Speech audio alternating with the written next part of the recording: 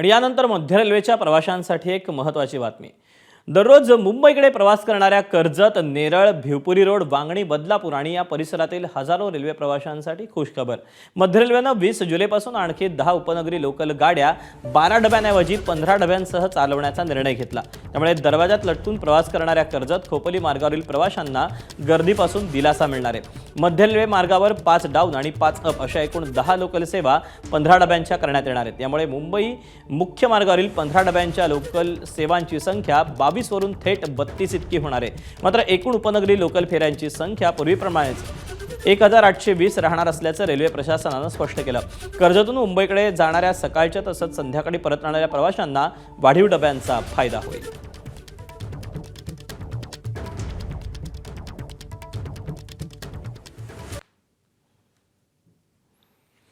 दरम्यान 15 डब्यांच्या 10 local up मार्गाच्या गाड्या कुठल्या असतील तर 7:51 अंबरनाथ CSST, 11:03 अंबरनाथ CSMT, 1:36 दुपारी कल्याण CSMT, तर 4:47 बदलापूर CSMT आणि रात्री 8:36 कर्जत CSMT।